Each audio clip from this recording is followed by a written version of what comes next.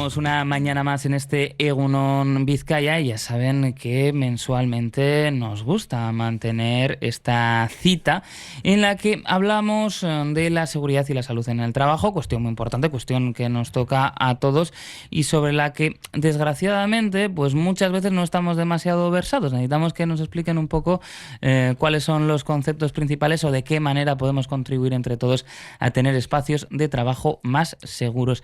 Y todos estos meses acudimos a quienes más saben y acudimos a nuestros amigos de IMQ Prevención.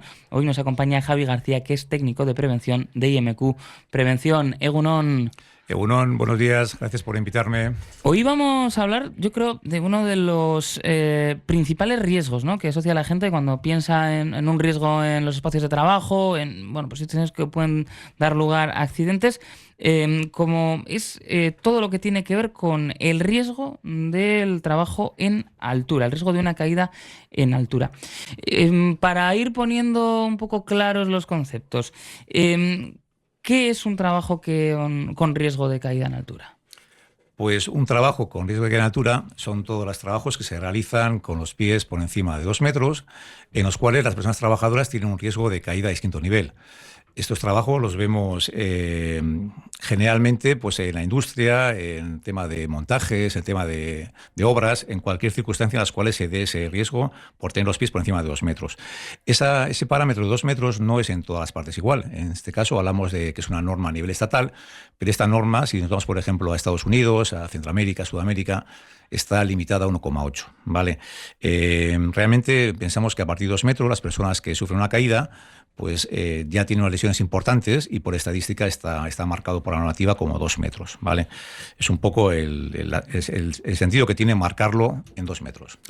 Claro, ¿cuáles son las principales razones o a qué se debe pues que esas personas acaben realizando también tareas sin medidas de seguridad adecuadas o en circunstancias de peligro y con ese consiguiente riesgo de caída a distinto nivel?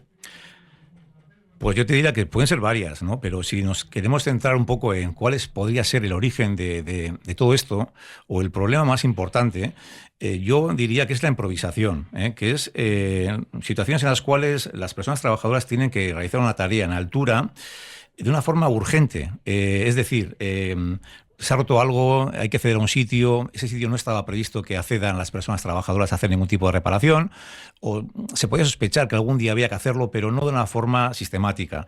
En esos sitios en los cuales hay que acceder de una forma rápida para hacer una reparación urgente, tenemos la planta parada, pues al final hay una presión, y esa presión pues suele desencadenar siempre o muchas veces en una mala elección del método de trabajo, de la forma de hacerlo, y suele ser que terminan o pueden terminar las cosas pues de una forma desagradable, ¿no? Hemos identificado, ¿no? Una de las principales razones, como es la improvisación. Una vez identificada, ¿cómo podemos evitarla? Pues la improvisación se puede evitar con la planificación, con un método de trabajo, con identificar, ¿no?, las zonas en las cuales las personas trabajadoras pueden acceder, ¿no? Es decir, en todo tipo de trabajos, en todo tipo de industrias, generalmente estamos hablando de personas de mantenimiento que tienen que acceder de una forma sistemática a determinadas zonas en altura, y ya más o menos pensamos que en esas zonas tenemos primero identificada la zona, lógicamente, y después se sabe cómo se va a hacer, con qué medios, ¿no? Pero cuando la zona de trabajo es una zona que no está pensado que accedan de una forma regular, pues es cuando vienen los problemas. Entonces aquí hablaríamos de identificar esas zonas, todas las habituales o las esporádicas, y diseñar una forma de realizar esa tarea, ya sea con plataformas, con escaleras, con andamios, con técnicas verticales, con diseñar el trabajo para evitar que se tengan que tomar decisiones improvisadas, ¿no? Y en este sentido también entiendo que cobra un especial interés la formación en todos esos procesos, ¿no? Pues de explicarle a la gente cómo tiene que hacerlo. ¿Dónde se aprecia más falta de conocimiento? ¿Cuáles son los elementos más desconocidos cuando pues se habla de formación y de lo que tenemos que saber sobre el riesgo de caída en altura? Eso es, la formación tiene un papel importante. Podríamos pensar en que también es una de las razones o los motivos por los cuales hay accidentes, ¿no? La improvisación podría ser uno y otro la formación, ¿no? La formación tiene que ser continuada, no vale de nada hacer una formación hace 10 años y pensar en que ya estamos cubiertos.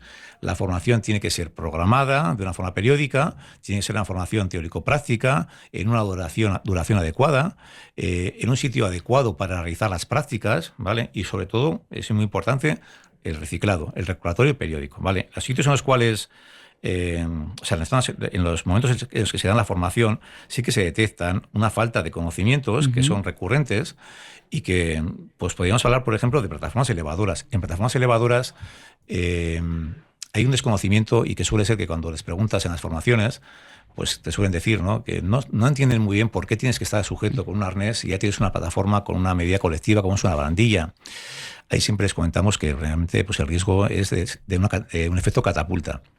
Y también un desconocimiento importante es el método de sujeción. Es decir, que ese método de sujeción tiene que estar encaminado hacia que el trabajador o la trabajadora no salga despedido en caso de producirse ese efecto, ¿eh? Eso lo haríamos con un método de retención, con un cabo corto o un retráctil, ¿vale? Hay más situaciones en las cuales vemos esa falta de conocimientos o de formación, ¿no? Cuando hablamos de escaleras también se aprecia que se desconoce muchas veces la obligación de que las personas trabajadoras estén amarrados, sujetos con un arnés, cuando el punto de operación es las manos, está por encima de 3,5 metros y el trabajo requiere movimientos o esfuerzos peligrosos. ¿Vale? Ahí habrá que amarrarse. Claro, la pregunta que puede surgir es ¿dónde te amarras si no tienes nada, ¿no? Cuando están esas circunstancias con trabajos en escaleras. ¿Qué podríamos responder a esto? Esa es la pregunta más normal, efectivamente. ¿Dónde me amarro si realmente no tengo nada y estoy con una escalera de mano, ¿no? Pues volvemos un poco al tema de la improvisación. Si has decidido hacer el trabajo con una escalera y no tienes un punto de amarre, no has elegido el método adecuado, estás improvisando, ¿vale? Es verdad que existen escaleras que tienen un punto de amarre, que están diseñados para que se trabaje con técnicas, pues mediante una línea de vida, de cuerda, un retráctil, y incluso existen líneas de escaleras que tienen hasta sistemas de rescate, ¿no? Otra forma o sea, otras veces que también vemos esa falta de conocimiento se puede dar con la distancia libre de caída necesaria cuando estamos trabajando en altura con un arnés y trabajamos amarrados por debajo de la rodilla, en el suelo, y vemos que realmente si pensamos en qué distancia me hace falta para que frente a una caída no pegue en el suelo, estamos hablando de que las peores circunstancias podrían ser casi 7 metros. Con lo cual ahí tenemos un problema de interpretación del trabajo, de diseño de ese trabajo, ¿no? ¿Cómo podríamos en este caso disminuir la distancia libre de caída necesaria para evitar pegar en el suelo? El método siempre es el mismo. El método es elevar el punto de amarre por encima de la persona trabajadora, ¿no?, para que de esta forma el factor de caída, frente a ser un factor de caída 2, que era tener el punto de amarre en el suelo, pues en este caso teníamos un factor de caída muy pequeñito, 0, con lo cual la persona trabajadora se caería, pues nada, o algo despreciable, podríamos decir medio metro frente a 7 metros, que era lo contrario, ¿no? Bueno, pues yo creo que hemos dejado claros algunos de los puntos importantes cuando se trabaja en altura de cara a evitar esas caídas, ¿no? Y de cara a evitar esos riesgos. Lo hemos hecho con Javi García, que es técnico de prevención de IMQ Prevención. Eskerrik asko. Muchas gracias.